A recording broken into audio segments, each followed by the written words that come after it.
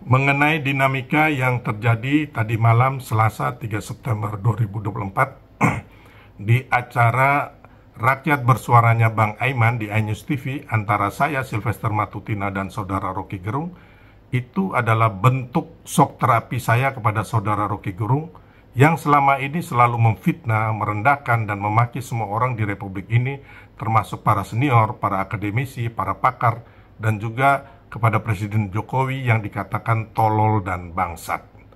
Selama ini orang-orang tidak pernah membalas, hanya mendiamkan saja. Tapi coba kita bayangkan bagaimana kalau saudara kita dan orang tua kita dihina segitu rendahnya oleh saudara Rocky Gerung. Apakah kita bisa terima?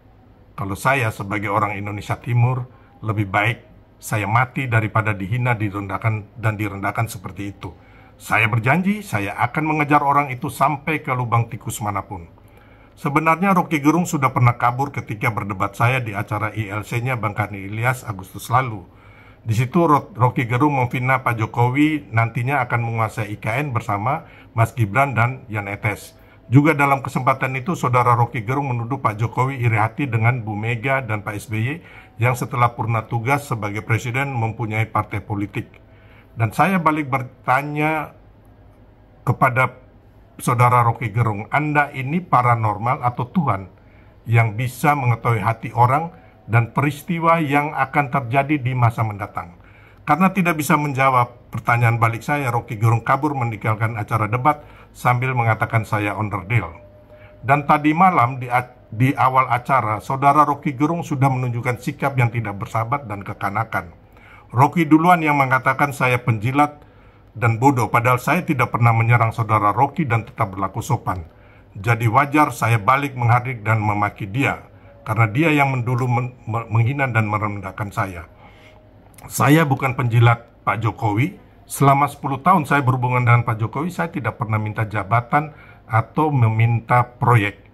Dan saya saat ini saya bangga dengan profesi saya sebagai seorang pebisnis, seorang lawyer, dan juga ketua umum dari organisasi yang melakukan kepedulian dan kerja nyata untuk rakyat, melakukan advokasi di seluruh Indonesia, mendampingi dan membantu petani, nelayan, pedagang kecil, dan orang-orang yang tersolimi dan tidak beruntung. Tapi syukurlah setelah selesai acara kita sudah saling berdamai dan memaafkan. Tapi pertanyaan saya mengenai fakta Pak Jokowi melanggar hukum, etika dan moral selama memimpin Indonesia tidak bisa dijawab oleh saudara Rocky Gerung. Dia hanya menjawab secara berputar-putar mengenai teori hukum dan filsafat yang tidak kita perlukan saat ini. Semoga kedepannya tidak ada lagi pembodohan atau adu domba dari orang-orang pecundang dan stres nasib dirinya, termasuk kebencian kepada pihak lain, hingga tidak ada lagi kekerasan verbal di depan umum yang dilakukan. Dan kita bangsa ini harus dicerahkan dengan hal-hal yang mendidik sesuai kepribadian dan budaya luhur kita yang mengedepankan kesopanan dan adab yang tinggi, bukan persoalan seberapa hebat dan pintarnya seseorang.